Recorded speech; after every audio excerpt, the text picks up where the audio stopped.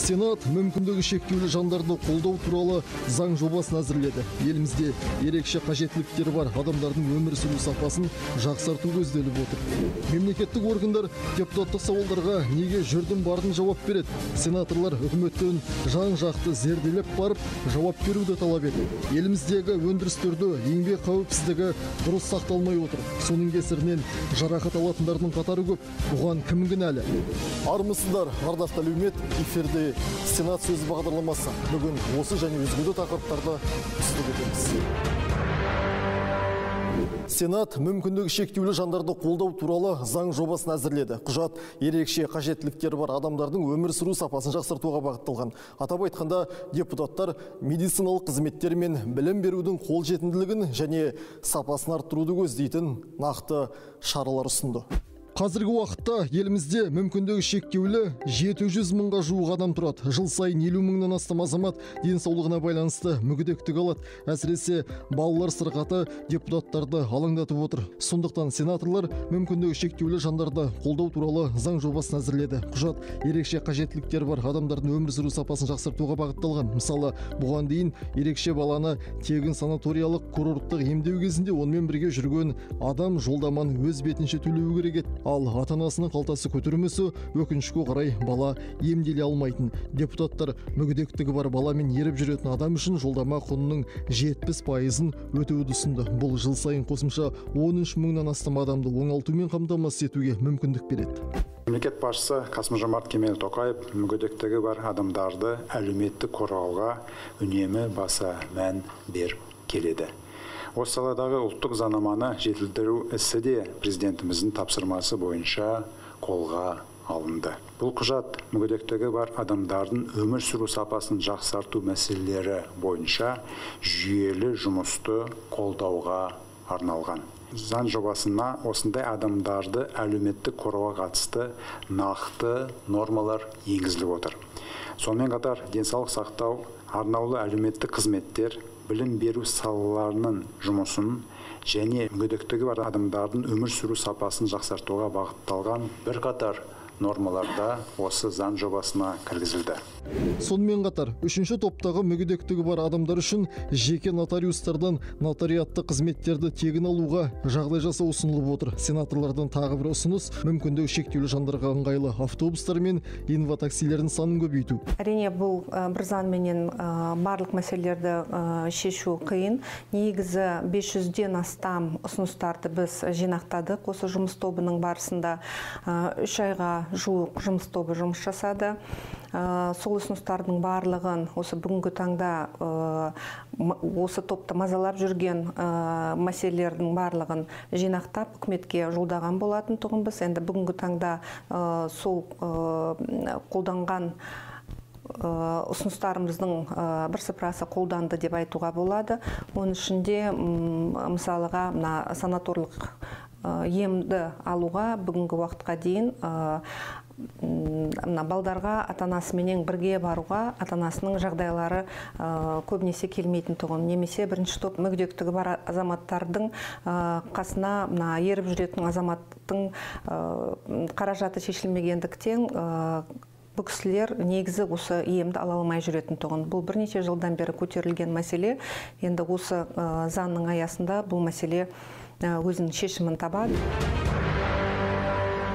Осы аптада Сенатта халықаралық шарттар туралы Қазақстан Республикасының заңына өзгерістер мен толықтырулар енгізу туралы заңның жобасы талқыланды. Құжат халықаралық шарттар бойынша заңнаманы одан әрі жетілдіру мақсатында әзірленді.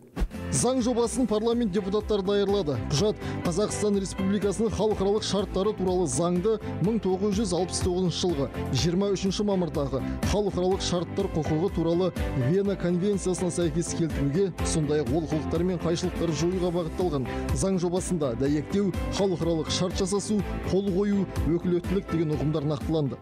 Заң жобасында дәйектеу, халықаралық шарт жасасу, қол қою, өкілеттік деген ұғымдар нақтылана түседі. Мұның барлығы Вена конвенциясына сәйкестендіру мақсатында жасалып отыр. Мысалы, қол қою рәсіміне байланысты арнайы тоқталып кететін болсам.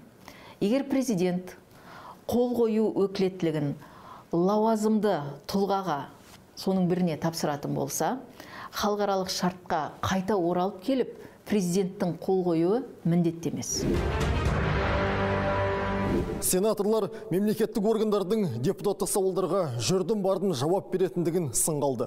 Мұрат Бақтиярұлының айтуынша, олардың берген жауаптары нақты емес, екі ұшты болып келеді. Сондықтан да депутаттық сауалдарға бір жапырақ қағазбен қайтаратын жауаптарды доғару керек дейді. Сенатор Мұрат Бақтиярұлы атқарушы билікке неге шүйлікті? Оның айтуынша, жергілікті атқарушы органдар мен үкімет жұмыссыздық пен кедейшілік деңгейін үнемі азайтып көрсетумен келеді. 2021 жылы елде 450 мың адамды жұмыссыз деп көрсетіп, кедейшілік деңгейі 4,5%-дан аспайды деген ресми ақпарат берді. Бұл шындыққа сәйкес келмейді. Шын мәнінде біздің есебіміз бойынша жұмыссыздар саны 2 миллионның шамасында. Келешекте жалған статистикадан толыққанды арылу керек дейді депутат. Сондай-ақ Мұрат Бақтиярұлы үкіметтен келетін заң жобаларының шикі тұстары көп екендігін сынға алды. Бұдан бөлек заң жобаларын мемлекеттік тілде дайындауды қаперге салды. Өкінішке орай статистика, осы кезге дейін статистика, бізде мемлекеттік статистика мәліметтерді бұрмалап беріп келе жатыр. Өте бұрмаланып келе жатыр, төмендетіп келе жатыр, кейбір жерде жоғалтып беріп жатыр. Сондықтан да мен 2021 жылы дерекке тоқталсам, бізде 2021 жылы 450 мың адам жұмыссыз деп көрсетілген. Бірақ шын мәнінде ол емес. Шын мәнінде реалды өмірде ол 2 миллионға жуық азаматтарымыз жұмыссыз қатарында. Оның ішінде жаңағы өз-өзін жұмыспен қамтамасыз етулер бар, ресми тіркелгендер бар. Бұл бірінші. Екінші, кедейшілік деңгейінде бізде қазақстандық жаңағы әдіспен жасалынады да, ол да төмендетіп көрсетіледі. Бірақ шын мәнінде бізде кедейшілік төмені өте жоғары.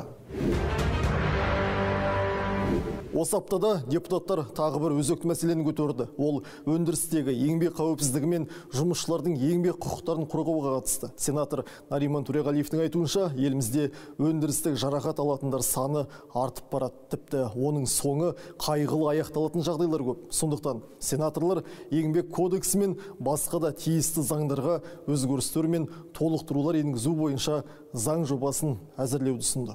Ресми статистикаға қарасаңыз, жан түршігөт. Жыл сайын елімізде 1000 жарымдай жұмысшы өндірісті жарақат алса, соның 200-ден астамы қайтыс болған. Солардың ішінде 18,8% тау-кен өндірісінде, ал 11,3% құрылыс саласында зардап шеккен. Бұдан бөлек 600 адам еңбекте мертігу мен кәсіптік ауру бойынша мүмкіндігі шектеулі болып қалған. 2020 жылы тексерілген 1,600,000 жұмысшының 22% зиянды және қауіпті еңбек жағдайында жұмыс істеген анықталған. Сенатор Нариман Төреғалиевтің айтуынша, өндірістегі жазатайым оқиғалардың негізгі себебі жұмыс берушінің еңбек қауіпсіздігін өз деңгейінде қамтамасыз етпеуі, сондай-ақ мемлекеттік бақылаудың әлсіздігі тағы бар. Осы еңбек инспекторларының аздығы да мемлекеттік жаңа бақылаудың өз деңгейінде жүруіне кедергі болып отыр. Бүгінгі күні 237 бірлікті құрайды.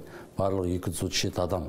Қазақстан бойынша еңбек инспекторлары, 300 мыңдай тек кәсіпорындар бар. Сонда бір адамға 1260-тай жаңа мекемен тексеруге тура келеді. Ол ешқандай жаңаға олардың былай айтқанда мүмкіндігі жоқ деген сөз, оның бәрін тексеріп шығуға.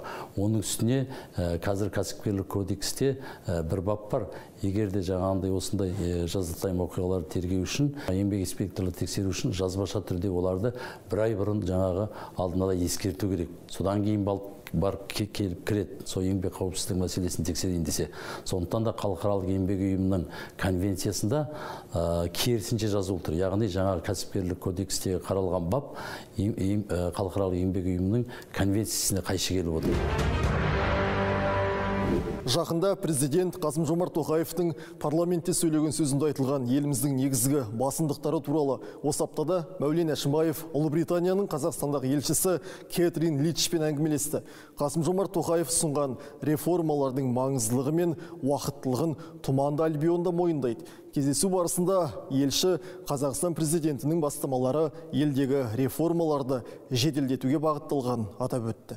Мәулен Әшімбаев сондай-ақ президент айтқан бастамалар аясында Сенат алдына мемлекет басшысының барлық тапсырмаларын сапалы және уақытылы заңнамалық қамтамасыз ету бойынша ауқымды міндеттер қойылғанын айтты. Сонымен қатар тараптар екі елдің парламентаралық байланыстарын нығайтудың маңыздылығына тоқталып, пандемия аяқталғаннан кейін екі жақты және көп жақты форматтағы, атап айтқанда Еуропада қауіпсіздік және ынтымақтастық ұйымы, парламенттік ассамблеясы мен парламентаралық одақ шеңберіндегі ынтымақтастық қарқындылығы толық көлемде қалпына келеді деген үміт білдірді.